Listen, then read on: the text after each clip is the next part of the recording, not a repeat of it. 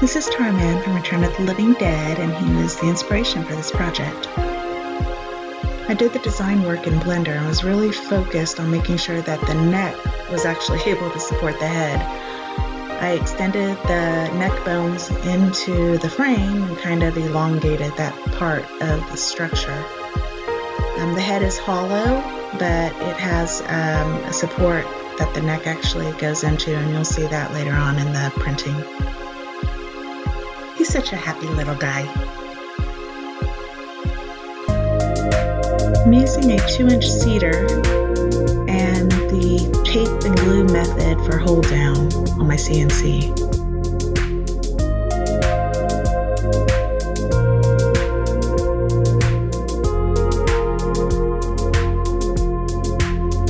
I'm starting with the 2 halves of the spinal column as well as the bottom center part of the skull that'll slip over the spinal column. I want to make sure that there's a really good snug fit between these pieces, and I wasn't really sure if the machine would take care of that accurately.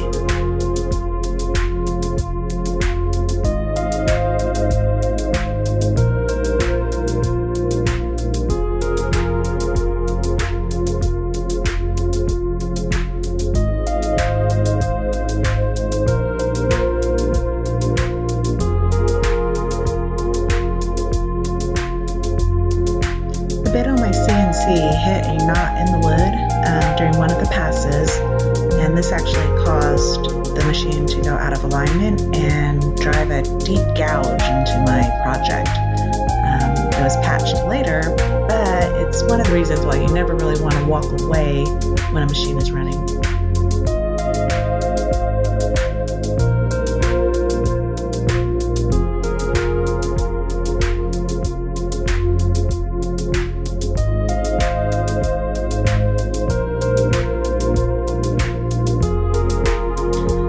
Oops, I had a little boo-boo. One of the pieces to the rib actually broke in two, and I just glued that up later.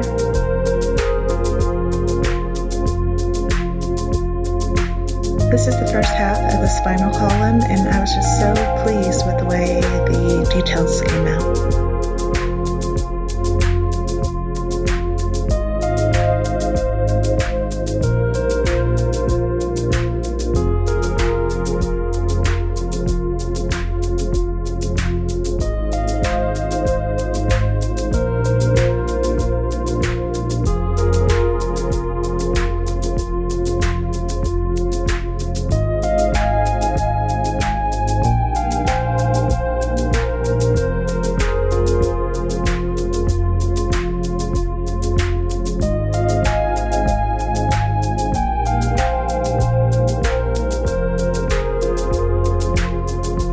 At this point, I started running into issues with the pieces lifting from the board and had to add additional screws here and there to keep it locked in place.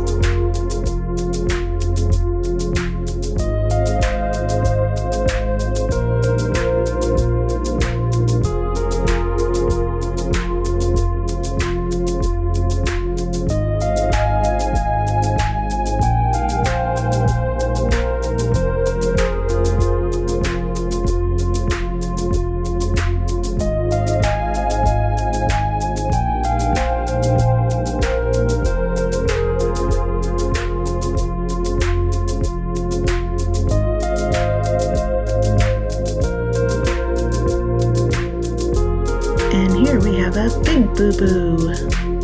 The piece was lifting from the wood, so I had to use some tape to hold it down. And here we go. This is the home stretch.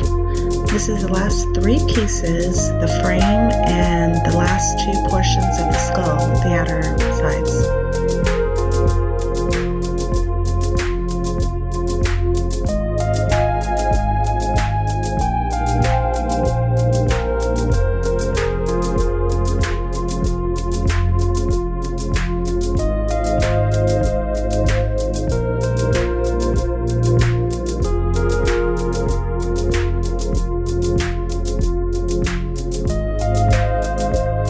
All the carvings are complete, and now it's on to sanding and assembly.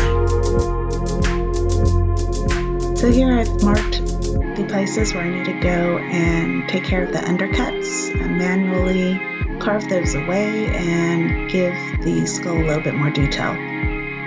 In the roughing stage, my end mill was a little bit wider than my settings, so it left all these little gouges and circular rings on the outside of the skull. I'll be doing a lot of sanding.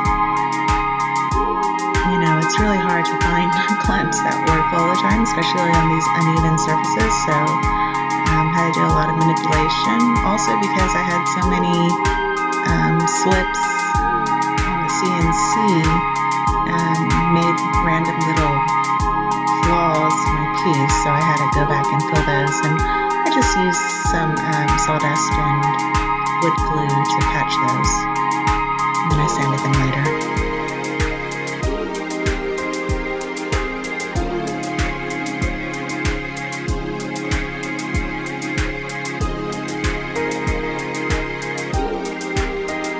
The ribs were a little too delicate to sand, so I coated the surface with epoxy sculpt clay to smooth it down. Time to paint!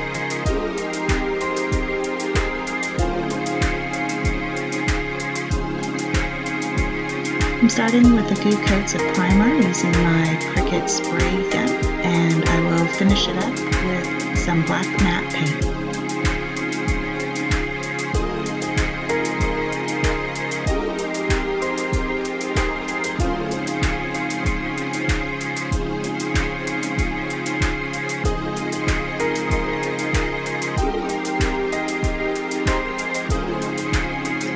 I really like the solid matte black finish, but a lot of the detail of the skeleton sculpt was lost, so I decided to add some highlights.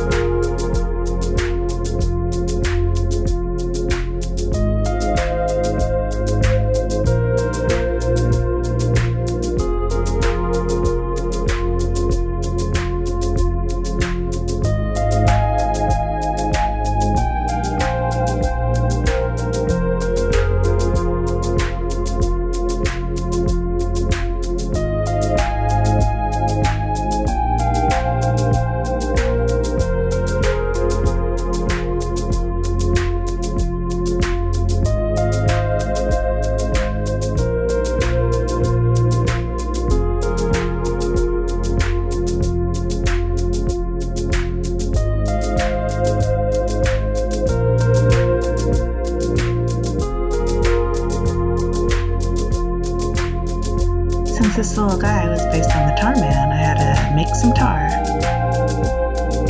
I'm using a resin dyed black. Not only did the resin give me that nice tar-like finish, it also sealed the seams between the neck and the frame.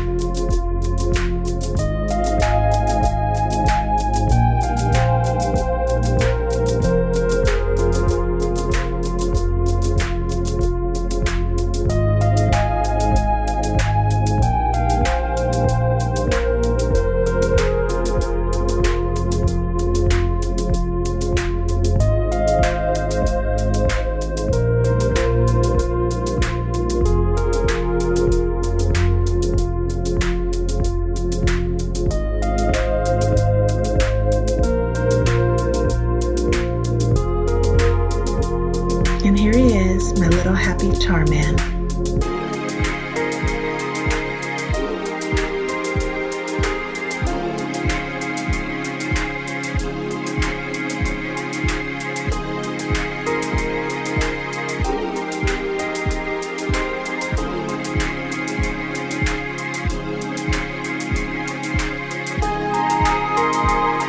And sporting a leather Plague Doctor mask.